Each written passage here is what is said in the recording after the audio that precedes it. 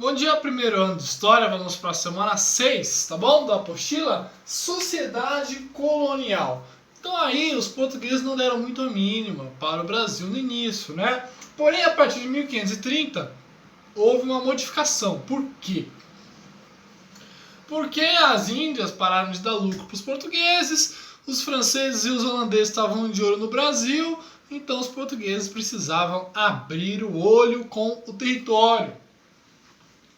Então, o principal produto do Brasil colônia é o açúcar. Por quê? O Brasil, por causa da sua latitude, era favorável à plantação. Na África, a África que é na mesma latitude, ainda não tinha colonização, né? E os outros locais da mesma latitude é o oceano. Então o Brasil era perfeito, o clima era perfeito para a produção do açúcar. Por ser exclusivo, né, ou ter as condições mais favoráveis do planeta, se tornou um produto caro, porque só o Brasil pode produzir isso, não é? Então o Brasil se tornou campeão mundial durante 2 séculos em produção do açúcar. Então a sociedade colonial é uma sociedade baseada no açúcar. Então o tripé dessa sociedade, a base é plantation, ou seja, grandes fazendas, grandes plantações. Plantation de monocultura, faltou a monocultura ainda, o que é isso? Um produto só, o açúcar, e baseado na mão de obra escrava, mas não na mão de obra escrava indígena, porque o Papa proibiu em 1548 a escravidão indígena, então foi uma mão de obra escrava africana.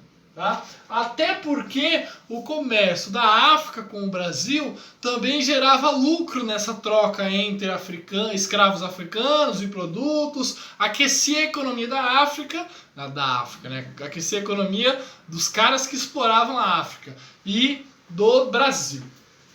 Então o tripé era grandes fazendas de açúcar com mão de obra escrava. Tá?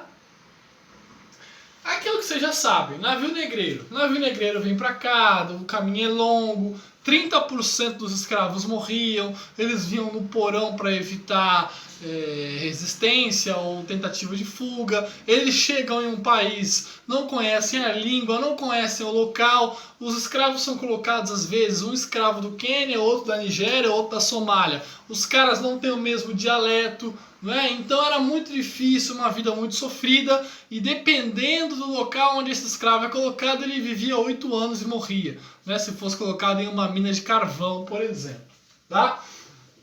Na sociedade colonial é baseada em que o senhor de engenho, que é o dono do engenho, em cima, né? O cara que planta, ganha dinheiro com a plantação do açúcar, a transformação do açúcar e a venda para a Europa. O senhor de engenho, o dono da terra.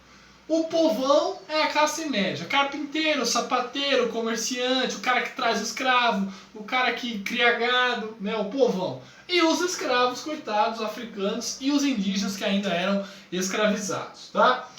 A resistência, todo mundo sabe, é feriado, né, e sempre lembrado aí nos projetos de escola, o Quilombo dos Palmares, o maior quilombo do mundo, né? O quilombo do Zumbi dos Palmares, um foco de resistência quando os escravos fogem ali do senhor de engenho e tentam sobreviver no interior do Nordeste com autonomia. Zumbi dos Palmares, que foi um exemplo de resistência. Ele não era uma pessoa, sim, era um cargo. Muitas pessoas acham que o zumbi era uma pessoa, mas houve vários zumbis ao longo dos Palmares, porque o Palmares durou mais de 100 anos de existência. Tá? Então esse é o capítulo 6, as características da sociedade colonial brasileira. Tchau!